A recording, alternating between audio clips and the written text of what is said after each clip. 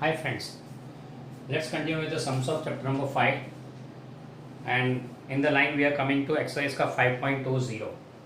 The question reads somewhat like this. A batsman deflects a ball by an angle of 45 degree without changing its initial speed, which is equal to 54 km per hour. What is the impulse imparted to the ball? Mass of the ball is given 0.15 kg.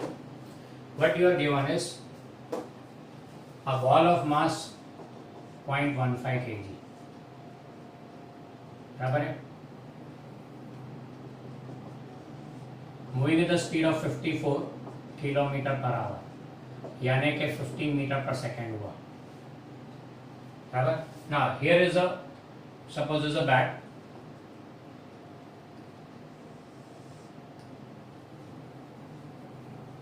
This is a bat.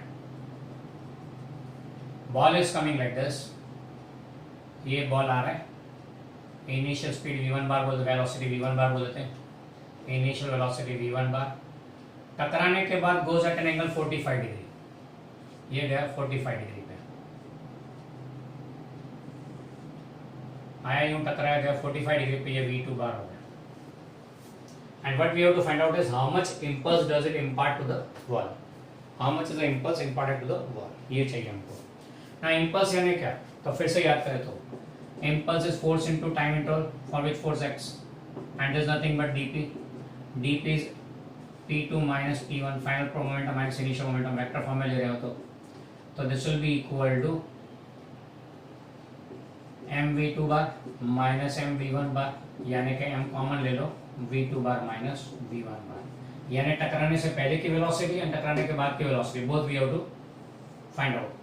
दोनों का subtraction करो and फिर मास से multiply करो. That becomes a complete work. Now here what we consider is the original direction of motion of the ball. यहाँ पे origin लेते हैं, ये x एक्सिस हो गया, ये y एक्सिस हो गया. ओके, तो here before colliding, before striking the bat, before striking velocity v1 की वैल्यू कितनी थी? 15 मीटर पर सेकेंड. एंगल कितना था? देखो ये डिफरेंट डायरेक्शन से वेक्टर फॉर्म लेना पड़ेगा. एंगल कितना है अलोंग एक्स एक्सिस? तो 0 degree angle. See ball is moving along. Sir ये तो एक्स डैश एक्सिस पे हो गया. नहीं, डायरेक्शन, वेलोसिटी डायरेक्शन है. एंड अगर फिर भी ना याद आवे तो अपने चैप्टर 4 वेक्टर्स का मेथड, ओरिजिन पे ऐसा क्रॉस बना लो तो ये क्या दिखता है? ओरिजिन से एक्स एक्सिस का डायरेक्शन हो गया, यानी positive x axis. theta is 0, so v1 bar will be equal to v1 cos theta 1 comma v1 sin theta 1. ये वेक्टर फॉर्म हो गया इसका. v1 is 15 cos 0, 15 sin 0. sin 0 तो 0 होता है, cos 0 1 होता है, तो ये हो गया 15 0 मीटर पर second. That's the velocity before striking. After striking की बात करें तो after striking, after striking speed कितनी है? तो वही 15 मीटर पर सेकेंड, सेम स्पीड बोला हुआ है. एंगल क्या आएगा आफ्टर स्ट्राइकिंग का? Moving at an angle 45 degree with x axis, 45 degree. And second quadrant क्यों? देखो सेकंड क्वाड्रेंट की तरफ है ना, इन सेकंड क्वाड्रेंट. तो फिर इसके वेक्टर, इसका वेक्टर फॉर्म क्या आएगा? v2 cos theta 2, v2 sin theta 2. now as being second quadrant, x coordinate negative, y coordinate positive, तो हो जाएगा नेगेटिव 15 cos 45 एंड ये positive 15 sin 45. cos 45 is 1/√2, sin 45 भी 1/√2. इसका वैल्यू ढूंढो तो 15/√2 करें तो रफली 10 पॉइंट समथिंग आता है, 10.5. This comes out to be 10.5. तो नेगेटिव 10.5, पॉजिटिव 10.5 मीटर पर सेकेंड. ये आ गया फाइनल स्पीड. अब वैल्यू डाल देते हैं इसके अंदर, तो 0.15 negative 10.5 minus initial value 15 0. So this will B 0.15 into, ये हो जाएगा माइनस 10.5 माइनस 15 यानी माइनस 25.5. वेक्टर फॉर्म है इसे कॉर्ड ब्रैकेट बनाना है 10.5 माइनस 0 इज 10.5 0.15 को अंदर ले लो जो भी है वो negative this much kg metre पर second that is the impulse imparted to the impulse imparted by the ball to the wall. ये आ गया regarding the case. Okay, clear about this? ये हो गया सम नंबर. अच्छा इसका मैग्नीट्यूड भी ढूंढना है, इसका मैग्नीट्यूड ढूंढना है. तो ये जो आ गया उसको फिर मैग्नीट्यूड ढूंढ लो. This is negative 25.5. अच्छा 0.5 को बाहर रख लेते हैं तो ज़्यादा अच्छा रहेगा. इसका मैग्नीट्यूड ढूंढना है, इसलिए we can put it this way also. इसको नहीं ले लेंगे 0.15 sorry magnitude will be taking it as I is equal to 0.15 root of negative 20.5 का स्क्वायर प्लस 10.5 का स्क्वायर. ओके ये जो आया वो था kg मीटर पर सेकेंड. ये हो गया सम number 5.2. Please go through it.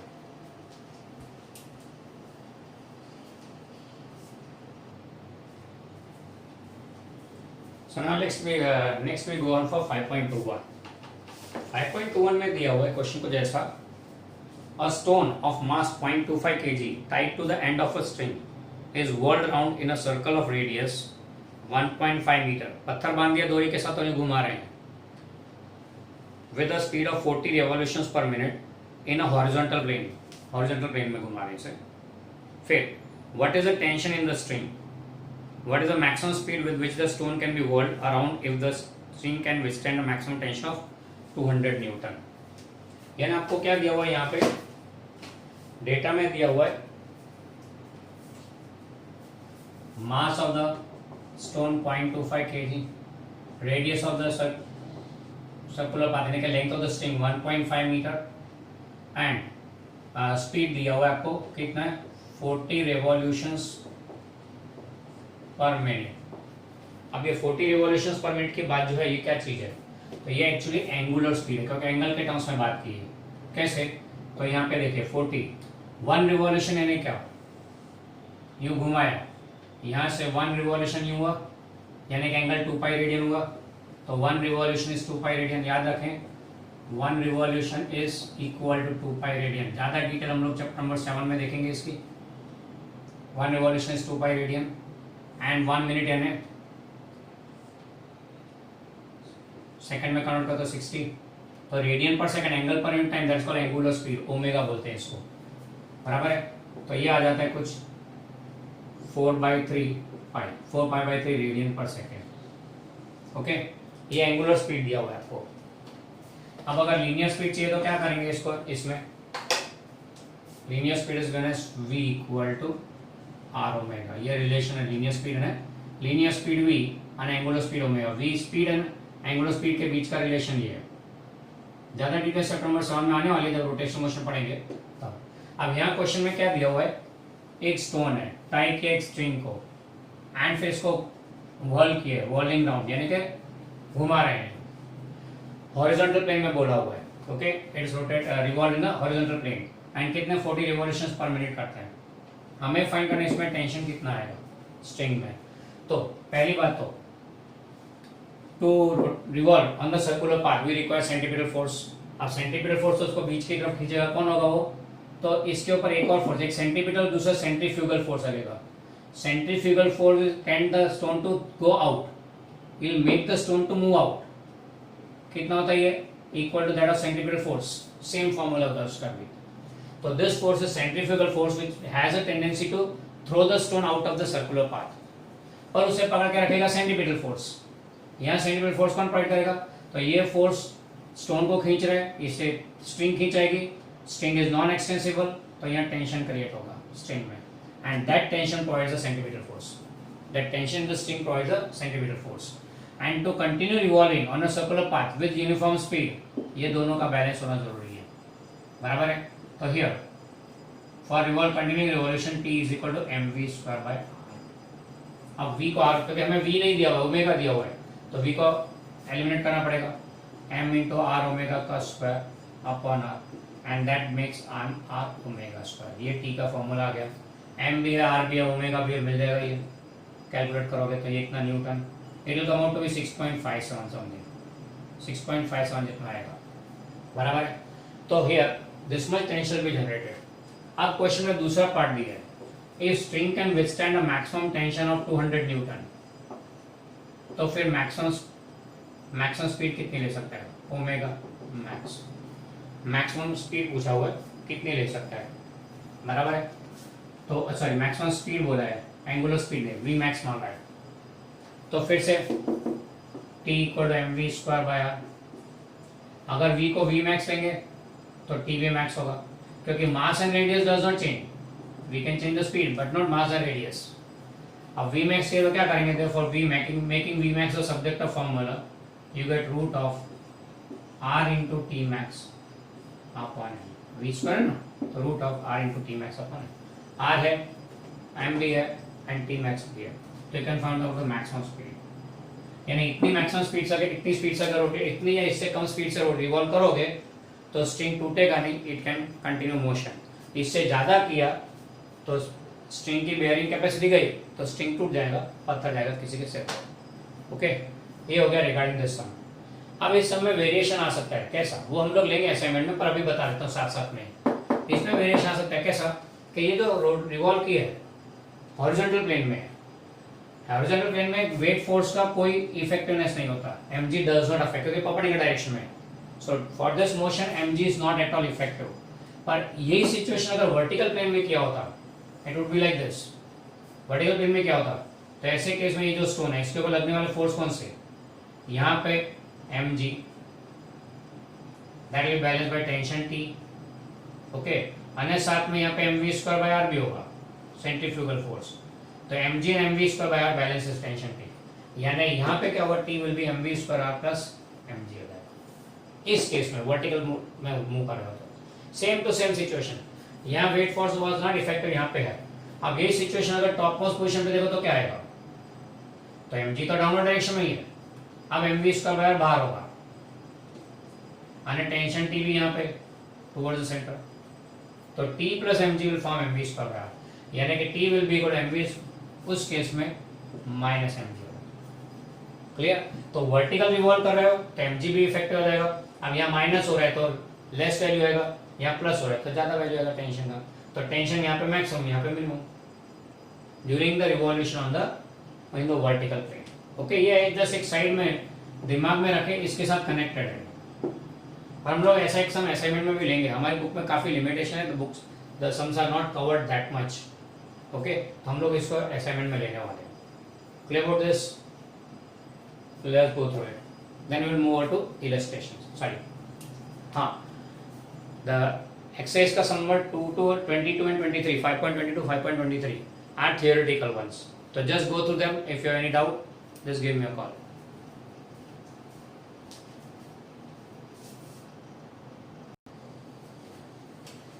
So friends, now let's start with illustration. Illustration 5.1 तो theoretical है, इसमें तो कुछ ज़्यादा जरूरत नहीं पड़ेगी, वर्डिंग दिया हुआ उसमें अच्छा है, बुक में से एक्सप्लेनेशन भी। Next we go for 5.2। 5.2 में बोला हुआ है, a bullet of mass 0.04 kg moving with the speed of 90 meter per second enters a heavy wooden block and is stopped after a distance of 60 centimeter. What is the average resistive force exerted by the block on the bullet? अब यहाँ पे एक block दिया हुआ है, block के अंदर bullet enter हुई, ये सपोज ये ब्लॉक है, वुडन ब्लॉक है, इसके अंदर एक बुलेट एंटर हुई। जब बुलेट ने एंट्री मारी तब उसकी स्पीड 90 मीटर पर सेकंड थी। बुलेट का मास 0.04 kg है। बुलेट की initial speed when it just enter was v0 and जाके रुक गया बुलेट, यहाँ पे आके रुक गया क्योंकि ब्लॉक का रेजिस्टिव फोर्स लगा, तो यहाँ आके रुक गया, फाइनल स्पीड बिकम 0। कितना डिस्टेंस कवर किया यहाँ पे उसने, 60 सेंटीमीटर।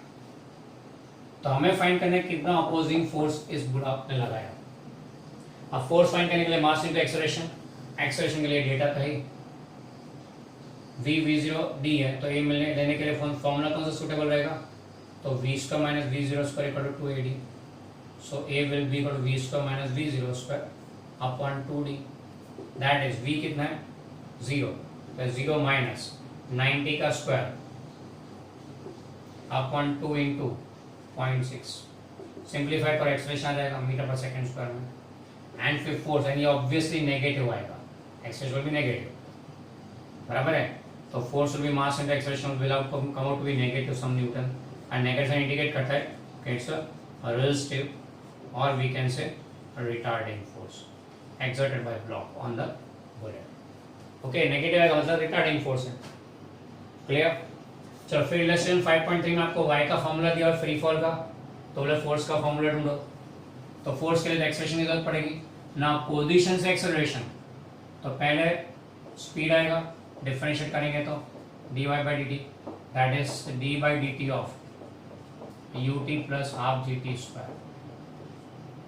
पहले टर्म में u common, dt by dt 1 हो गया, प्लस दूसरे टर्म में हाफ g कॉमन, कांस्टेंट है इसलिए बाहर आ गया, t स्क्वायर का 2t आ जाएगा डिफरेंशिएशन. तो this will be u plus gt. वह स्पीड आ गया. अब एक्सेलरेशन फाइंड करना तो फिर से डिफरेंशिएट करो dv by dt and that will be, पहला टर्म तो कांस्टेंट है, कोई वेरिएबल है नहीं, इससे 0, प्लस दूसरे में g कॉमन, इसका तो 1 आ गया. एक्सेलरेशन इज g, तो देयरफॉर फोर्स क्या आएगा m है, दैट्स mg. यानी कि फ्रीली फॉलिंग बॉडी के लिए एक्सेलरेशन फोर्स कितना लगता है, फ्रीली फॉलिंग बॉडी के केस में फोर्स कितना लगेगा, दैट इज mg. वो तो हमें मालूम ही है. फिर 5.4. ओके, देखते हैं 5.4 में क्या है.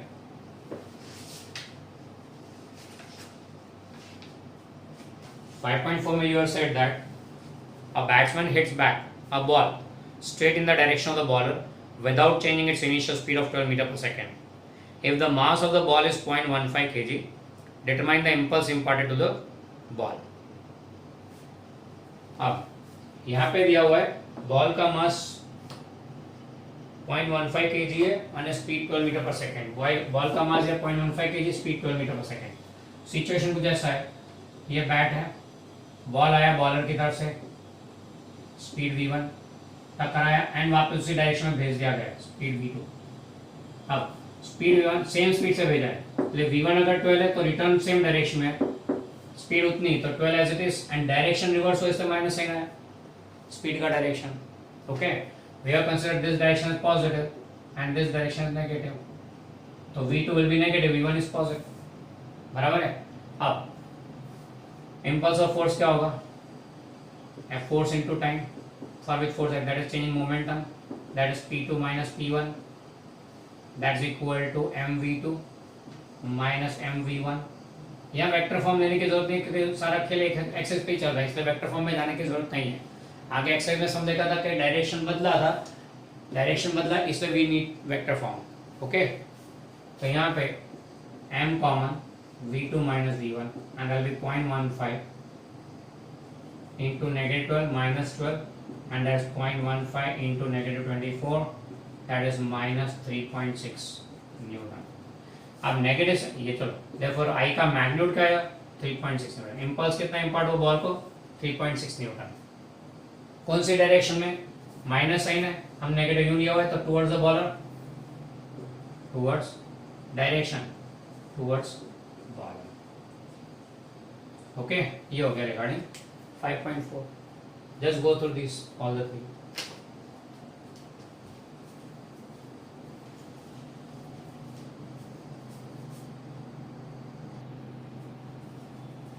Next we go for illustration 5.5. अब 5.5 में क्वेश्चन में क्या दिया हुआ है वो समझते हैं. यहाँ पे दो केस दिए हुए. You are said that two identical billiard balls strike a rigid wall with the same speed but at different angles and get reflected without any change in speed as shown in figure. अब नीचे figure दिया, उसमें पहला ए में दिया हुआ एक billiard को, पहला बॉल परपेंडिकुलर स्ट्राइक करता है वॉल पे, उसी डायरेक्शन में वापस आ रहा है उतनी स्पीड से. दूसरे फिगर में दिया हुआ है 30 डिग्री के एंगल पे आया और 30 डिग्री पे रिफ्लेक्ट हुआ. बराबर है. The ratio we have to find out what is the direction of force on the wall due to this each ball. हर एक बॉल के कारण फोर्स कौन सी डायरेक्शन में लगेगा वो फाइंड करना है. दूसरी बात बोले the ratio of magnitude of impulses imparted to the balls by the wall.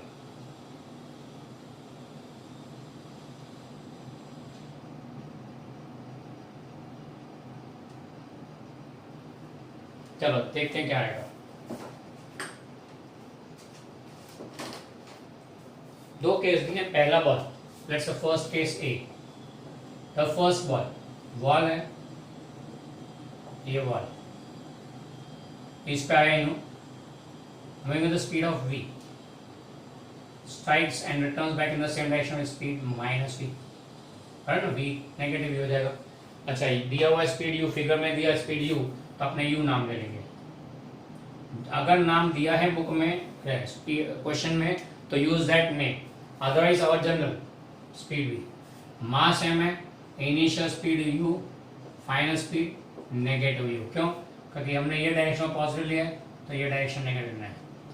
Only axis पे केस इसलिए वही लेते हैं हम।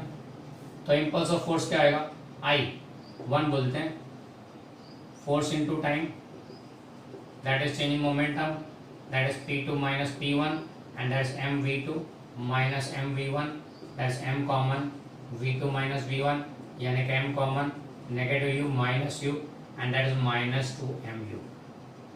ये इम्पल्स आ गया, बराबर है। हमको ना डायरेक्शन ऑफ फोर्स ढूंढना है, डायरेक्शन ऑफ फोर्स ढूंढना है। तो ये इम्पल्स किसका है, impulse received by the ball. Ball की बात थी, बॉल को कितना इम्पल्स मिला, minus 2mu, 2mu value minus m बताता है नेगेटिव एक्स डायरेक्शन में। दस for ball impulse in negative x direction, therefore for ball force in negative direction. Ball के ऊपर फोर्स कितना नेगेटिव डायरेक्शन में।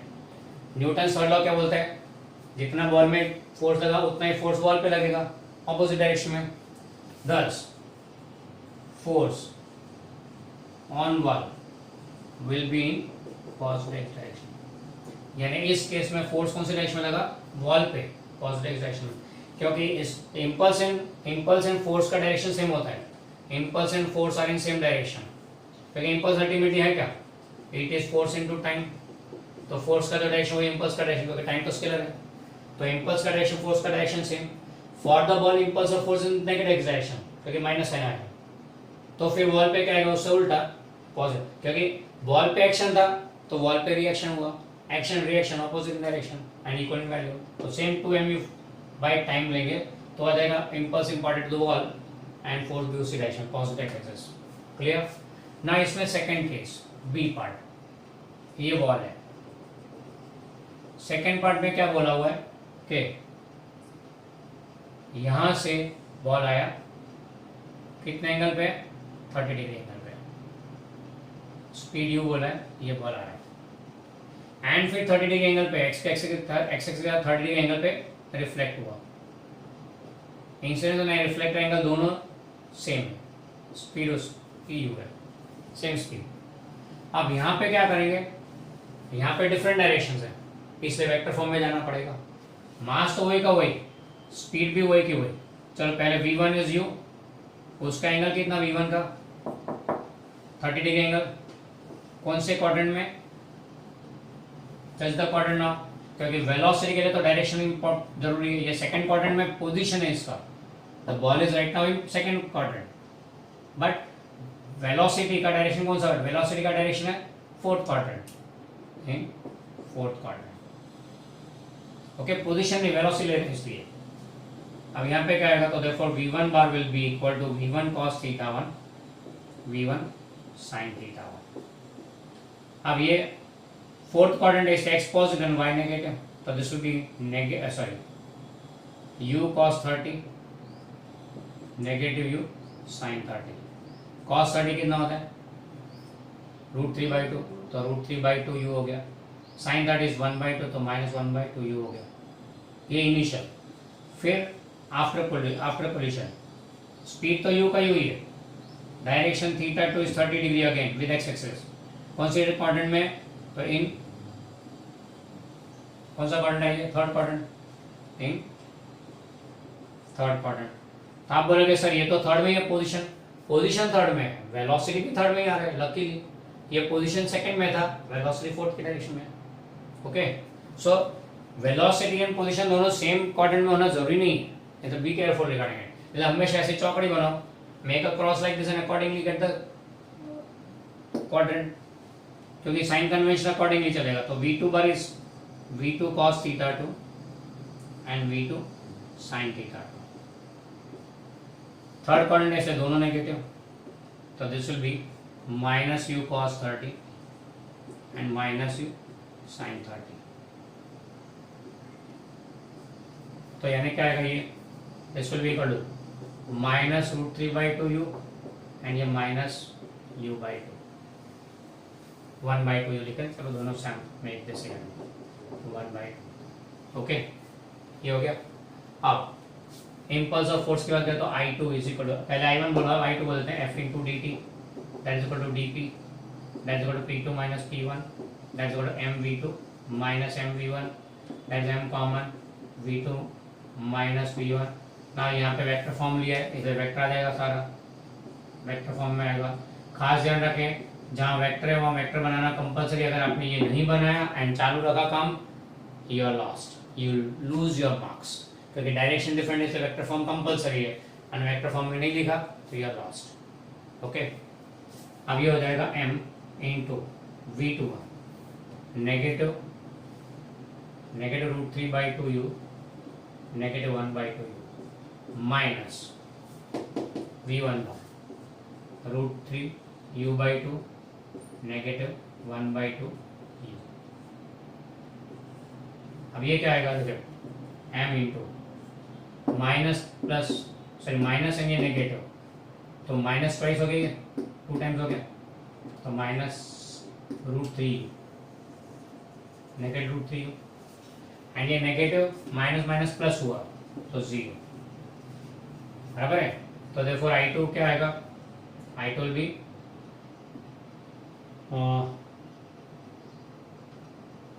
नेगेटिव m रूट 3 कॉमा 0, ये है I2 आ गया।